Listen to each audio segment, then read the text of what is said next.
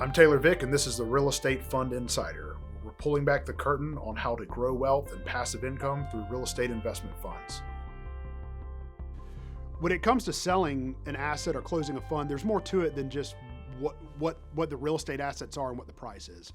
Blue Ridge has a reputation in the industry, and we have extensive relationships that help us achieve better sales prices than other people. Basically, some of the things that are important here is that we've got a reputation that we do what we say we're going to do. That if we say, hey, this asset is this, that's what it is. We're not fluffing things. We're not trying to cover things up. People understand that they're buying high quality assets and that we're very forthright with all the knowledge we have on these things. So they know before they even go under contract that what they're looking at is what they're going to get, kind of no surprises. So we've got a reputation for kind of, doing what we say we're going to do. We have a reputation for being someone who closes deals, for someone who's active in the market. So we're not a one-off individual or a company who's saying, well, it would be nice if I sold this, but I don't really have to, and I'm not super motivated. No one wants to deal with that seller. When we have decided to sell something, it's a very decisive process with a lot of quantitative and qualitative analytics involved. And hey, we're committed to selling this thing. It's going to be a smooth transaction. We're going to do what it takes to get it done. We're going to be responsive to the buyer, et cetera. So they know they're going to have a good sales process. Through that, we also have a lot of relationships with buyers and brokers. So when it comes down to it, having the relationships with brokers is extremely important because those brokers can vouch for us to other brokers as well. For instance, if someone's looking to buy our asset, the one broker may say, hey, my investor, he's at a position where maybe he's doing a 1031 exchange. Things really need to go smoothly. What is your seller like? What can we count on here?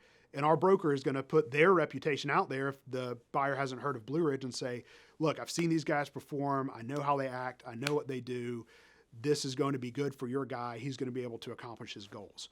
And then that's one more broker and one more buyer that says, hey, next time we've got a deal that needs, has to go very smoothly. We know these guys can do it.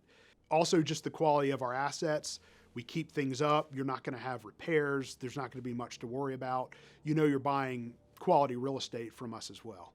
So that's kind of the broker piece. And then the buyer piece is similar, but a lot of times the way that comes into play is being able to do off-market transactions, which we do very rarely because, again, we want to get things in front of as many people as possible. But sometimes, depending on timing and other qualitative factors, having a known buyer or a non-marketed sale can be advantageous as far as being able to get things done quickly, a quicker closing, a smoother process, and sometimes even best price.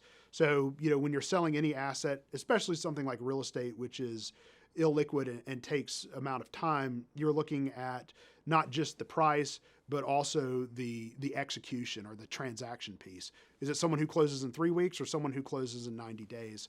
Those are some of the qualitative aspects we want to make sure we're taking in as well.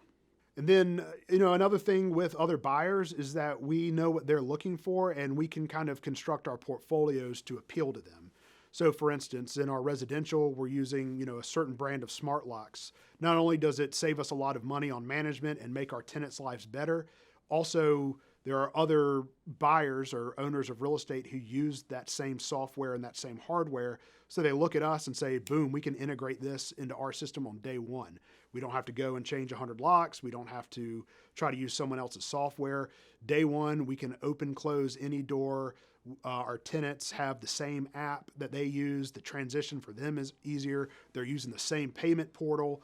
All those things that are, again, kind of more qualitative that we can kind of craft to our buyers in order to get just that slightly better price or that slightly quicker transaction.